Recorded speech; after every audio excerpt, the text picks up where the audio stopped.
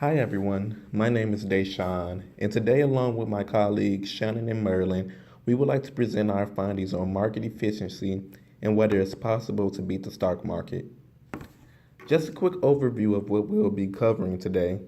We'll begin by discussing the efficient markets theory and the three forms. Next, our research will be discussed, followed by our findings. Finally, we'll end by discussing obstacles we faced and how we overcame them and open the floor for questions. Now I'd like to pass it off to Merlin.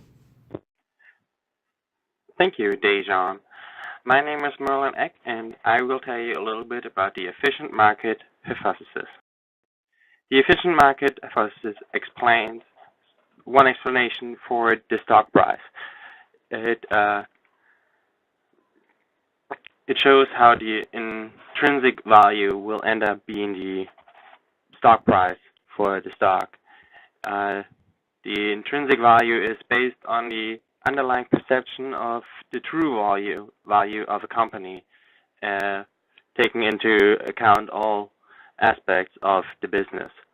If the stock price is higher than the intrinsic value, people will start selling the stock to make profit on the stock. Well, if the price of the stock is lower than the intrinsic value, people will start buying the stock because they hope to make profit on the stock in the future. The efficient market hypothesis has three forms.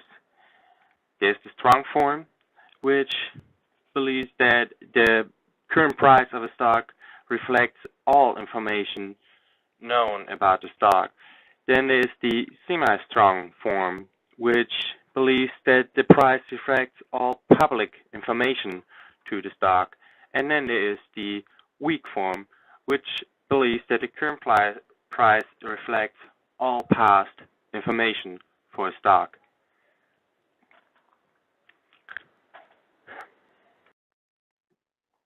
The conclusion for the efficient market hypothesis is that if it is true, the market cannot be beat since the stock is always at its intrinsic value, not allowing anybody to profit majorly from stock prices.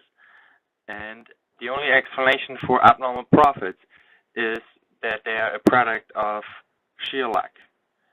Now to you, Shannon.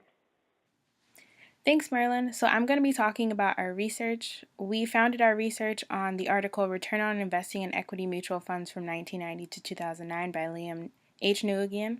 We basically reconstructed his original test by just evaluating the persistence of mutual funds performance to see if a mutual fund who has won in the past year can continue to be a winner in the following year and continue on. Um, Later, I'll talk about whether we were able to find out if that was true or not. Just to give it a little history on this research, this has been done many times before. When it was done in 1992, they actually found that the research was true. They felt as though you could actually beat the market. But later on, the test was done again in 1995 by Maliko.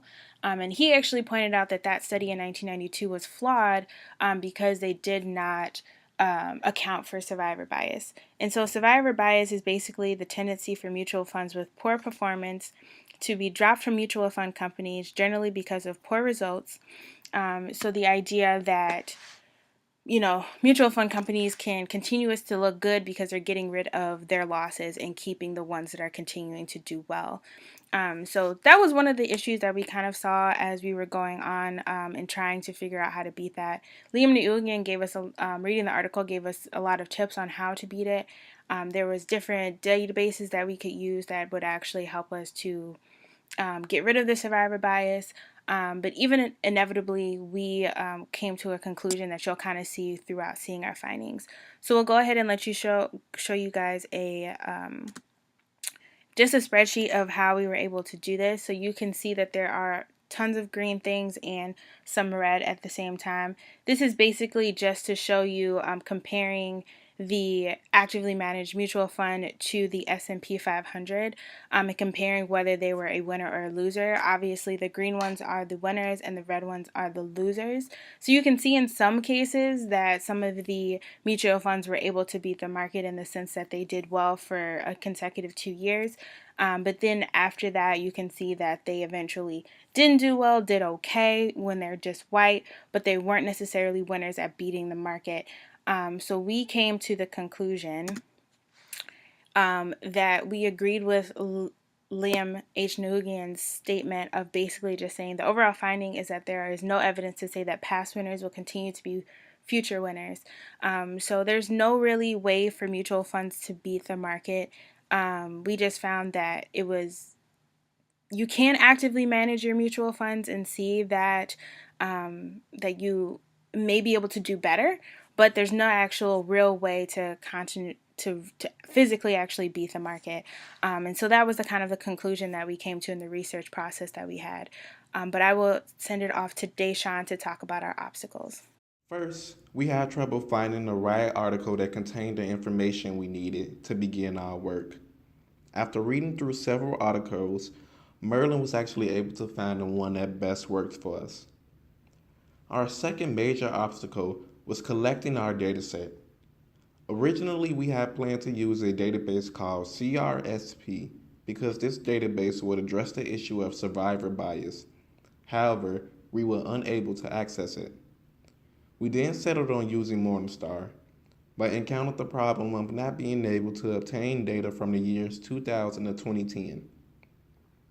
Finally, after talking to several desk clerks and Morningstar support, we were able to obtain our dataset. The third problem we faced was collaboration. Since we all are far from each other, we were not able to meet up in person. To ensure that distance didn't affect the quality of our work, we used Google Hangouts to video chat and GroupMe to constantly update each other on what we were doing. Finally, after completing all of our research, there were some disagreements on the interpretation of the data. To overcome this, we simply reviewed our sources and argued for our interpretation until we were able to reach an agreement. Now, I'd like to open up the floor for questions.